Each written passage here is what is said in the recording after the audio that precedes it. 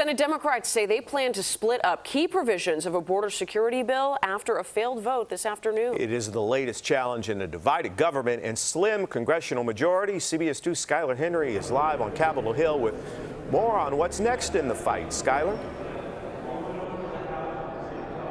Hey, Jim and Marie, good to be with the both of you. Well, as part of that slimmer version of this bill, that would include getting that aid out there for both Israel and Ukraine and additional aid to Taiwan as well. It will not have any money tied to border security whatsoever. But the vote today, though it was procedural, was one that lawmakers say they wanted on the record because of the months spent, a bipartisan effort trying to get this measure at least over to the House of Representatives. But because of its failure, it appears as if the border security issue is back at square one.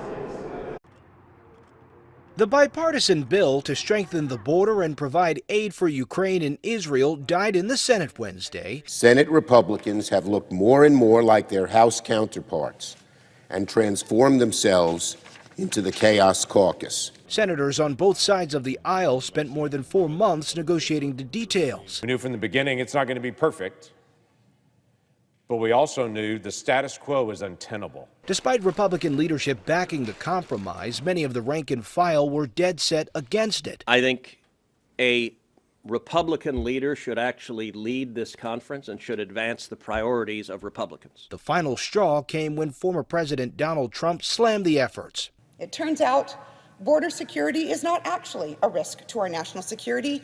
It's just a talking point for the election.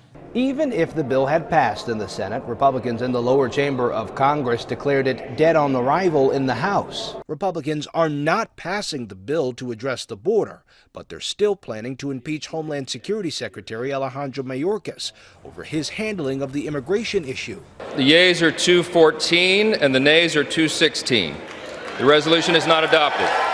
Even though they failed to impeach him on the first vote Tuesday night. Mayorkas needs to be held accountable. The Biden administration needs to be held accountable, and we will pass those articles of impeachment. Republicans fell one vote short Tuesday night, but they expect to try again when Louisiana Congressman Steve Scalise is healthy enough to return to work. So a couple of things. As for that impeachment vote on Homeland Security Secretary Alejandro Mayorkas, even if Republicans were to try this again, it would almost certainly fail in the Senate. And then as for what happens as far as potential additional aid to the border and that vote that we talked about earlier, we know that the Senate is currently voting on that issue right now. We'll see if it makes it out of that chamber. But Jim and Marie, as you all pointed out, with this slim majority, certainly a lot of work that needs to get done here on Capitol Hill. We're here on Capitol Hill. I'm Skylar Henry. Guys, back to you. Skylar, thank you so much for that live report.